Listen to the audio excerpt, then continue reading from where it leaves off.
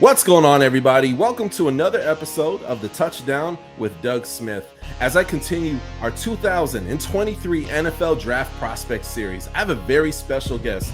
This guy has one heck of a football journey, and you guys know we try to cover it all from HBCUs to big guys from big name schools and all in between. And this guy, he went to a pretty big school. He has a really dope football story.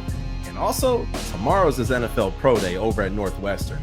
He's about to light it up. I'm excited, and any NFL team that gives this guy a chance, he's not only a well-rounded individual, but a very smart football player who has a lot to offer. Ladies and gentlemen, I want to take and welcome Donny Navarro III, coming out of Northwestern University. Donny, how you doing? I'm good, man. Appreciate you guys having me on here. Just excited to have a good conversation. Shout out to Doug for just having me on here and post a lot of good stuff that I've seen on your Instagram. So, yeah, good stuff. Oh, man, my pleasure, man. My pleasure. And you're a super busy guy, man. So thank you for taking time out of your schedule. It's a pleasure to be in your presence, man. Man, take us from the beginning. Tomorrow's your pro day. Let's take us from the beginning. When did you first fall in love with the game of football? Oh, man, that's a good question. So I think I started playing ball when I was 6 years old. My dad got me into it. He coached me all throughout kind of my childhood, up through, like Pee-wee and through middle school. And, I fell in love with the game, just watched it on TV. Always a big-time Bears fan growing up, which is really cool. And as I get, into my story, I grew up watching the Bears, right? So till 2006, 2007, we're in there in the Super Bowl. Fast forward to my career in college, I was at Illinois at one point and got to play for Coach Lovie Smith, which is really cool. But awesome. Yeah, so just the love for football has kind of started there. I've continued to get better every year, learn a lot more. I was also a basketball player, so basketball and football were kind of my two main things. So I kind of always had something to look forward to. But as I got into high school, I had to choose one, and I felt for my future and what I saw myself doing later in life, football was that. So I'm from Naperville, Illinois. I went to Neuqua Valley. I actually started my college career at Valparaiso University, which was my only Division I offer at the time. And I had a really good first year there. Was a leading receiver on my team, led the freshmen in the conference, and I decided to take a risk, take a chance on myself, and went to Illinois, went as a preferred walk-on at the time, and then proceeded to later receive a scholarship from Coach Lovie Smith.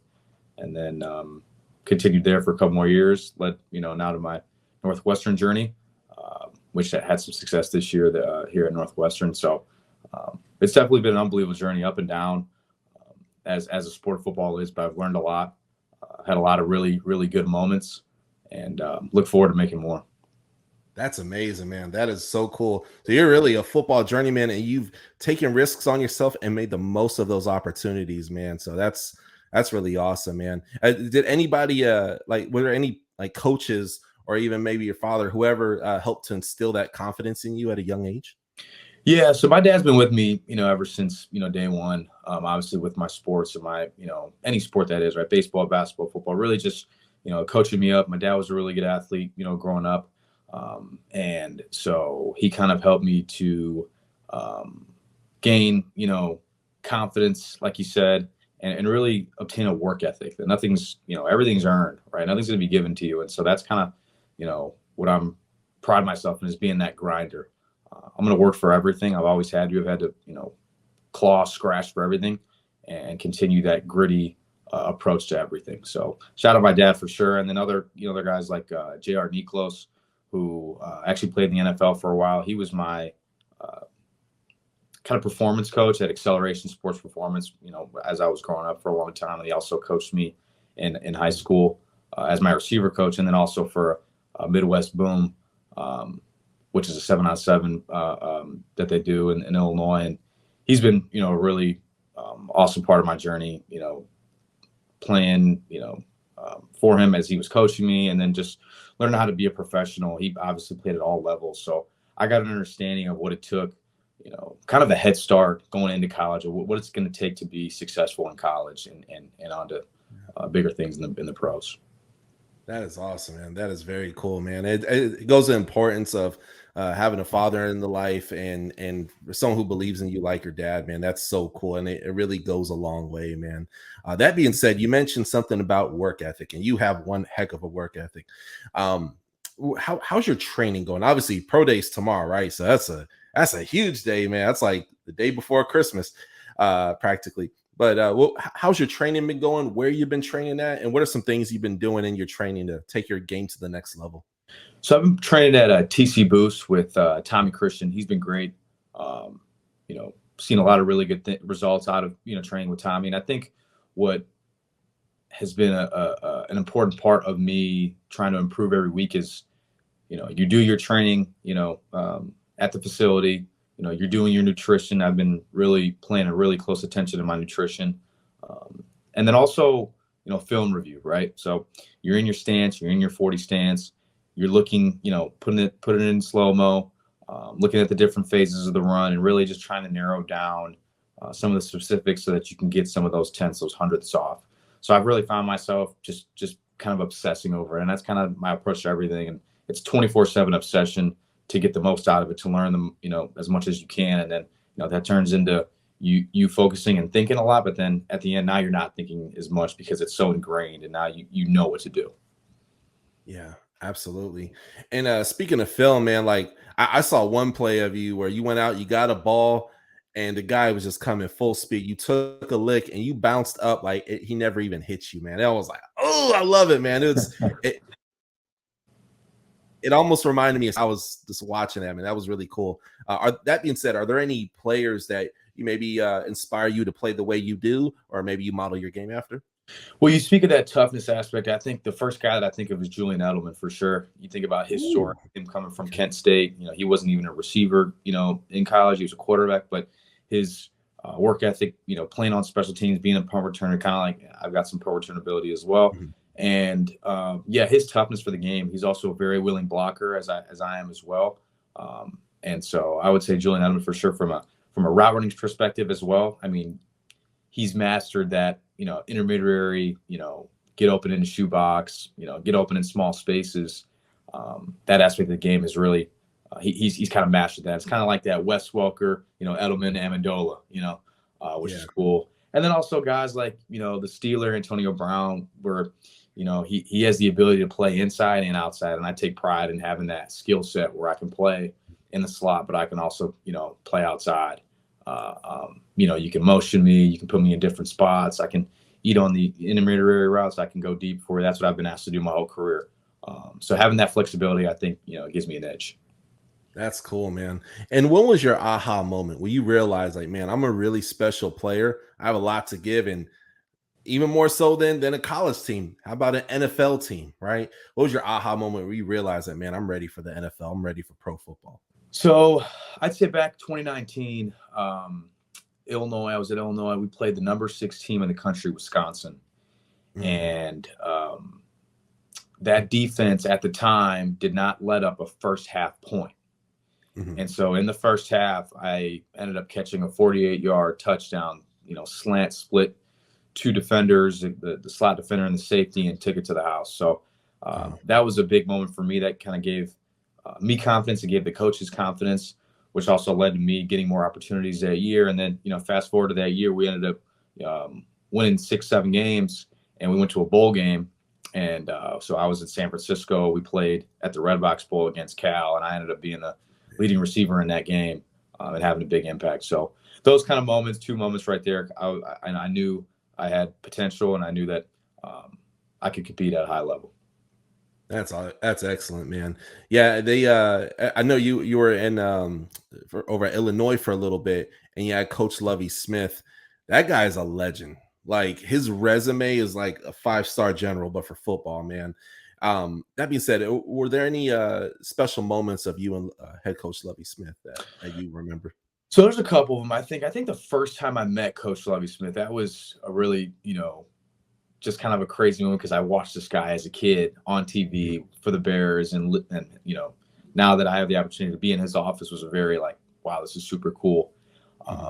And then I think, there's a video out there, and we can, maybe link it or share it, but there's a video of him actually, giving me a scholarship in one of our team meetings. And so that was a really, awesome, emotional, exciting moment for me, my family, and just between, Coach Lovie Smith and I. And, I always remember, in his office, he said, you will have an opportunity to play. You will earn, this is not only, a certain, caliber of players going to play. No, everyone's getting an opportunity. We're going to play the best guys. Right. And that would maybe lead to a scholarship. So I would say that those two moments are kind of those that I remember with Coach Lovie.